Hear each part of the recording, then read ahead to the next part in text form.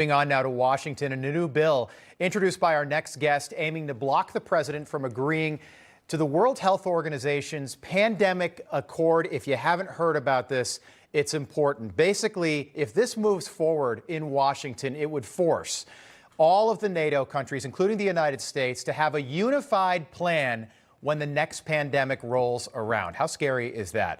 Joining us now for more, a member of the House Judiciary Committee, Wisconsin Congressman Tom Tiffany. Congressman, great to have you back on this morning. Take us through what this bill would do. Yes, so this bill that I'm doing with Senator Johnson from Wisconsin, which I suspect your viewers know, Senator Johnson has been one of the leading people going against the COVID cartel, and I would put the World Health Organization in that category of part of the COVID cartel. What it says is that any agreement that is struck with the World Health Organization in regards to pandemic actions, it must be treated as a treaty, and then it takes a 2/3 vote of the United States Senate in order for it to be ratified. Yeah, Congressman, it's so bizarre to me because there are still so many questions about Dr. Tedros and the World Health Organization and what they knew and when, and were they complicit with China in the early days of COVID-19. The bill basically states that the U.S. should be in charge of our own pandemic policy, not the corrupt WHO. That is your response basically to this. Do you expect this to pass? I'm hopeful. I mean, isn't the dam breaking? I mean, I think I just listened to your previous segment in regards to the WHO, and you've got Dr. Redfield now coming out very publicly saying, hey, this is almost certainly a lab leak. I think we're beginning to break through here. And think about it, as you alluded to, Taiwan at the end of 2019, they warned the World Health Organization, this may be a lab leak. Something serious may be happening in Wuhan, China. The World Health Organization ignored Taiwan. And why we would turn over our pandemic policy unilaterally to the World Health Organization makes no sense. And that's why we need this bill to pass. And I'm hopeful that we're going to get some movement with it because it's bad medicine what the Biden administration is trying to give the American people. So basically, just so I understand this, so let's say COVID 2.0 is a thing.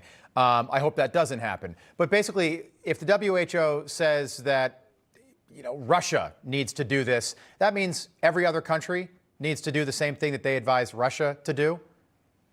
Oh, I suspect that that's what they would do. I mean, think about how this was rolled out in the course of 2020. They said all the world needs to shut down.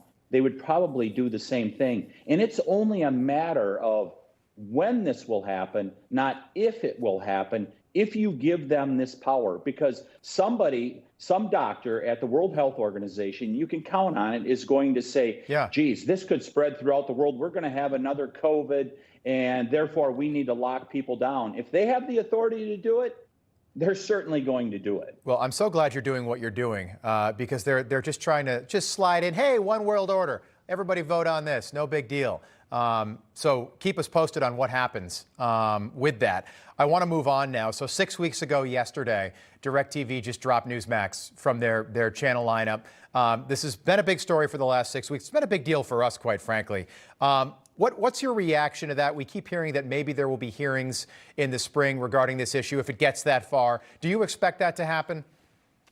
I hope those hearings happen, and I hope they happen before the Oversight Committee. That's the thing, is there's so many things, Rob, that we need to deal with on the oversight front that can we get to all of them in 2 years? I do hope that this is something that we get at, because it's clearly of a piece with the censorship that is going on. Hogan talked about it just in the previous segment. And we're seeing it with the FBI. We're seeing it with the social media companies. We're seeing it with the FTC now, with them trying to stifle reporters and trying to out reporters and trying to make sure that they're not being heard. I mean, we need to make sure that we're hearing all the stories out there, including the story with your network, about how they're trying to be forced out of the marketplace of the media. Congressman, we appreciate you being back on with us. Keep us posted on the progress of that in Washington. Congressman Tom Tiffany, thank you. Thanks so much, Rob.